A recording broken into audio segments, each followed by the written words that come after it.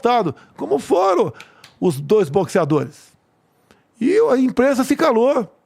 Eu tentei emendar o projeto lá para que o salário dos cubanos fosse depositado na conta em Banco do Brasil ou Caixa Econômica. Não conseguia. Era uma forma de dar dinheiro para Cuba. E Cuba aqui dentro, com muitos deles, formando célula de guerrilha aqui no Brasil. Cuba sempre exportou a guerrilha. Assim foi no tempo do MPLA, FNLA, a guerrilha de Angola. Sempre foi assim. Tá? Eu ia desbaratar isso aí. Tu lembra que a Dilma falou que os médicos eram bons apalpadores? O humilde do povo brasileiro, ele sendo bem tratado, ele fica feliz. Você não precisa manjar nada. Então o médico apalpava a barriga dos brasileiros com algum problema e ficavam satisfeitos. E certas receitas médicas, você pode ter acesso a médicos, guardar isso. Coisas absurdas. Imagina numa Covid o que seria feito aqui com esses cubanos. Bem, quando eu assumi, eles foram embora. Eu não mandei ninguém embora. Eu falei, quem ficar aqui eu dou asilo. Ficaram mais de 2.000. Estão todos no Brasil. Honrei minha palavra. E daí uma outra pessoa fugiu do Brasil também. Um tal de Cesare Battisti, que no último dia do governo Lula, em 2010, ganhou o direito de ficar no Brasil. Que o Supremo Tribunal Federal falou, isso é competência tua, Poder Executivo, do presidente. Ele concede ou não asilo. Bem, o nosso querido Cesare Battisti, um terrorista, 4 execuções na Itália, tá? Pertenceu ao PAC, Proletários Armados pelo Comunismo, por isso o PAC lá atrás com esse nome. Para ninguém, quando falar em PAC, se fala em Programa de Aceleração do Crescimento. Então o Cesare Battisti fugiu. Bem, no início de janeiro, logo nos primeiros dias do meu governo, ele foi preso na Bolívia. O Evo Morales, então, prendeu o cara e ligou para mim. Estava eu, Moro, Ernesto Araújo, mas 2 ou 3 pessoas, conversando com Evo Morales. O Evo falou que... Já é uma coisa engraçada. Sim, até porque ele pertencia ao Fórum de São Paulo. Mas o Evo Morales, naquele primeiro momento, não queria encrenca com o presidente que completa uma linha completamente diferente. Sabia que eu queria o fígado dele para entregar para a Itália. Sabia disso. Então a conversa ali. E o Moro insistindo para que o Cesare Battisti, antes de ir para a Itália, posasse na base aérea de Brasília. No primeiro momento eu balancei. Mostrar um troféu. Mas daí, Papai do Céu me deu uma luz. Eu vou direto para a Itália. E onde é que eu acertei? Pode ser que eu esteja equivocado, mas a princípio. Quem foi o advogado do Cesare Battisti até 2010? Me responda aqui. Não faço ideia. Luiz Roberto Barroso. 2010. Eu já tive um arranca-rabo com ele na porta do Supremo Tribunal Federal. Eu tenho foto do Cesare Battisti na Papuda, quando estava preso aqui. Chico Alencar do lado dele. Suplicy do lado dele. Como um grande herói. Um cara que executou 4 pessoas, entre eles 2 policiais. Por isso o Lula é puto com policial. Tá? Bem, se o Battisti tivesse parado na base aérea de Brasília, onde estava em janeiro de 2019 Luiz Roberto Barroso? Me responda. No STF. Começou a entender a história? Com toda certeza, teria um oficial de justiça na base mandando desembarcar o Cesare Battisti. Eu começaria meu governo com a pata esquerda. Esse câncer dentro do Brasil. Problema com a Itália. Por questão de ego, era ego do Moro? Ou ele sabia que isso poderia acontecer? Ou era santo? Não sei. Graças a Deus, mandei ele para a Itália. Ia começar com pessimamente mal, desculpa aí o pleonasmo abusivo, o meu governo com um terrorista, que era um símbolo da esquerda. E quando o Cesare Battisti pousou na Itália, confessou os 4 crimes que o Barroso sempre disse que era um perseguido político. Entendi. Entendeu? Muito Quer a minha cadeira? Não, pode ficar com essa cadeira aí, tá maluco. Tá uma parada que eu dificilmente seria esse lance de ser presidente, ser político de uma forma geral. Bom, então deixa eu falar sobre uma outra coisa aqui. Bom, isso aqui a gente já falou também, sobre o lance daquela anistia lá. Mas, cara, esse sigilo de 100 anos aí também foi uma questão que a mídia te bateu bastante, né? Sim. Assim, esse sigilo, pelo que eu vi aqui, Ele tem alguns assuntos como a presença do Pazuello na manifestação, o teu cartão de vacinação. Acho que são 4 casos, né, que você colocou Coisa esse sigilo, coisa alguma simples. coisa assim. Não, Mas o que acontece? Quando veio, Então, eu vamos pensei lá. que fosse assim, pô, tem Vamos um lá. sigilo no cartão Não, corporativo. não é um decreto ditatorial meu. A lei me garante isso. O que a imprensa começou a perturbar? Eu tenho a minha agenda que é pública lá no Palácio da Presidência. Aham. Se você for me visitar, Vai tá tá lá. lá. Tá Aham. lá. Agora, eles começaram a querer ter acesso quem ia visitar no Alvorada. E de acordo com as pessoas que me visitam no Alvorada, a imprensa faz uma matéria sobre aquilo. E o que eu recebo na minha casa, eu não devo satisfação a ninguém. Você na tua casa não deve satisfação a ninguém. Aham. Então, o que nós decidimos?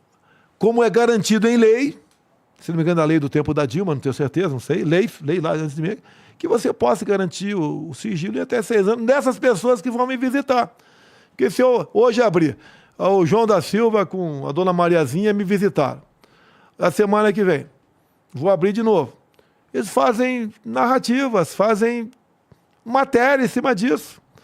Quantas vezes eu recebo lá, ministro da Defesa, comandante da Marinha, ministro tal, secretário tal, para tratar de que assunto?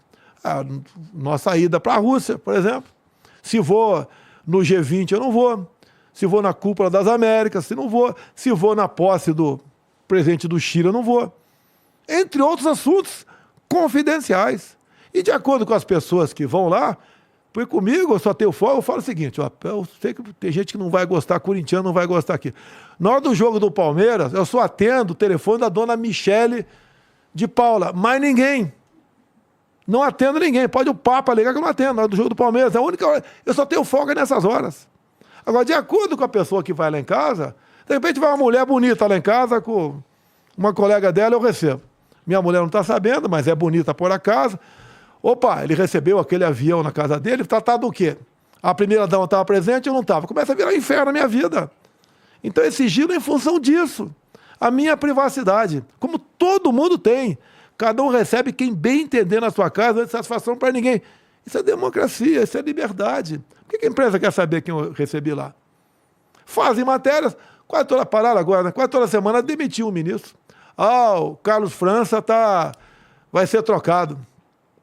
É um cara excepcional, que tratou da minha ida para conversar com o Putin na G20, Copa das Américas. É o cara que trata disso. Mas era interessante pro povo saber, por exemplo, quando o Joesley estava indo na residência oficial, não era? Teve uma gravação em cima daquilo. Aí teve uma gravação. Aí é outra história. E, pelo que parece, o próprio Joesley que gravou essa ida lá. E o Temer ficou cambaleante. Sim. Até que ele foi arquivado o processo dele. Já que a gente falou de Temer, assim, você estava falando também do início do governo, uma coisa que eu pessoalmente senti falta, presidente, eu acho que a gente precisa de uma reforma tributária urgente e talvez uma reforma política também. Não está nos planos? Não, a política, geralmente, você tem que ter um acordo com o parlamento. Sempre foi assim. Eu posso mandar uma PEC para o parlamento, em vez de 513 passar para 300 deputados, o povão vai bater palma. Vai. Eu vou bater palma. Vai urrar. É. Agora, e as consequências políticas para mim de um ato desse? Eu acho, sinceramente, que 513 é muita gente. Além de uma despesa enorme, dificuldade, de coro, passagem do Brasil todo. Mas o parlamento não vai aceitar isso daí. Até o erro desse aumento foi do regime militar, que errou também, quando começou majorou a quantidade de parlamentares nos ex-territórios. Uhum. Tá? Tudo bem. Fizeram bem intencionado, mas não deu certo. Você não tem como diminuir. Enquanto eu fui parlamentar por 28 anos, em mais de um momento, você aumentou, por exemplo, a bancada aqui do estado de São Paulo. Você pega, por exemplo, um estado com pouca densidade demográfica, você pega Roraima. Eu acho que tem uns 500 mil eleitores. Você pega São Paulo, 35 milhões de eleitores. 70 vezes mais eleitores. Então, cada um de Roraima tinha que ter 70 em São Paulo. Então, como tem 8 lá, tinha que ter 560 só em São Paulo. Não vamos discutir esse assunto. Agora, deu um poder demasiado para estados menores. Faz bem para a democracia ou não? Não sei. É a regra do jogo. E eu não tenho como propor isso aí, porque até as próprias bancadas do Nordeste, de estados menores, como Rondônia, Acre, Roraima, Sergipe, tá? Eles vão fazer seus lobbies junto a outras bancadas em troca de outras coisas para não aprovar isso. Eu tenho que primeiro congelar isso aqui, não deixar aumentar mais o número de parlamentares. Então, politicamente é bacana. Olha, eu quero, o Congresso não quer. Vai bater de frente com o parlamento. E uma reforma tributária? Porque ó, eu acho que uma das maiores injustiças que tem no Brasil é o pobre pagar no shampoo o mesmo imposto que, sei lá, que a gente aqui dessa sala paga. Não é? Tem como mexer nisso? O senhor quer alguma coisa? Já estão mexendo. Nós reduzimos em 33% o IPI no Brasil. Ou não? Mas isso daí é um paliativo que falei amanhã no começo do muda. programa que a redução de impostos, ninguém, você pode falar, e daí, né? O famoso e daí. Por exemplo, nós zeramos o imposto de importação de veleiro. Alguém pensa, pô, veleiro é para rico. Não. O imposto de importação, ele não tem que arranjar um tributo compensatório para aquilo. Agora, a Europa tem 7 milhões de veleiros.